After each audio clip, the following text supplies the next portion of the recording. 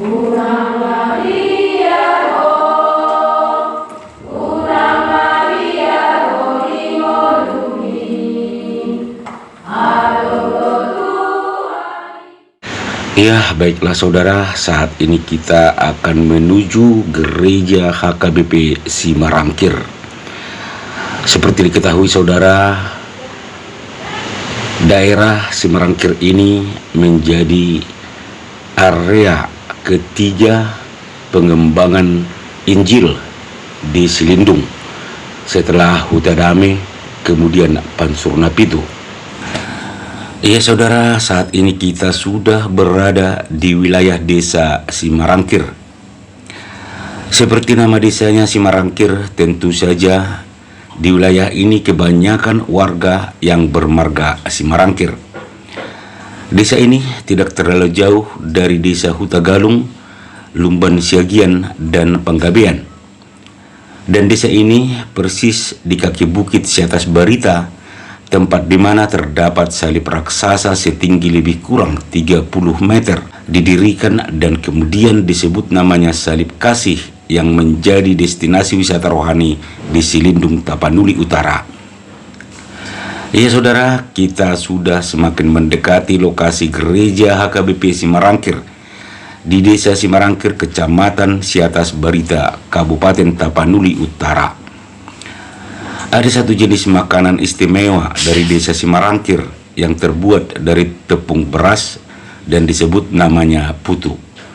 Karena itu desa ini kerap disebut desa putu, karena hanya warga desa inilah yang memproduksinya di wilayah Silindung. Saudara, ada beberapa tokoh yang disegani di daerah Simarangkir ini yang awalnya sangat menentang kedatangan misionaris, tapi di kemudian hari menjadi tokoh yang sangat fanatik dengan ajaran Kristus yang disebarkan para misionaris. Tokoh tersebut diantaranya Om Pumabe Simarangkir yang awalnya menolak misionaris berdiam di Simarangkir, termasuk Tuan Nomensen dan Tuan Johansen, tokoh misionaris yang pernah ditolak hadir di desa ini. Ya saudara, kita sudah tiba di lokasi gereja HKBP Simarangkir. Tepatnya berada di pinggir jalan lintas Sumatera, Tarutung, Pahai. Baiklah saudara, mari kita telusuri lokasi gereja yang terlihat sangat megah ini. Ya, inilah gereja HKBP Simarangkir membelakangi lokasi wisata rohani Salib Kasih Siatas Barita. Gereja ini terlihat indah dan kokoh dengan 3 pilar atau menara, atau dalam bahasa Batak disebut palas-palas. Saudara, menurut sejarahnya, pada tahun 1869, Tuan Nomensen menugaskan Tuan Konding di Simarangkir, tapi ditolak keras oleh raja-raja. Namun 4 tahun kemudian datanglah Tuan Simoneit ke Silindung dan berdiam sementara di rumah Tuan Johansen di Pansurna Pitu. Tuan Simonetlah kemudian yang bertugas di Simarangkir dan merintis pembangunan gereja pertama di Simarangkir. Pembaptisan pertama di gereja ini terjadi pada tahun 1875. Selanjutnya Tuan Simonet tinggal di Simarangkir dan mengembangkan pemberitaan Injil hingga ke Huta Galung dan Sosunggulon.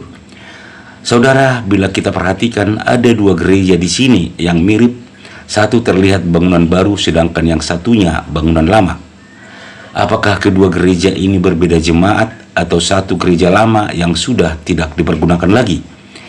Ya saudara, sepertinya memang ada peremajaan gereja Simarangkir, membangun yang baru tapi tidak merubuhkan gereja yang lama. Ya saudara, ini dia gereja Simarangkir yang lama. Tapi kenapa dibiarkan tetap berdiri? Jadi seakan ada 2 gereja di lokasi ini. Baiklah saudara, sampai di sini dulu penelusuran kita di gereja HKBP Simarangkir. Kiranya postingan ini bermanfaat bagi Anda sekalian dimanapun Anda berada. Salam sejahtera, Tuhan memberkati. Amin.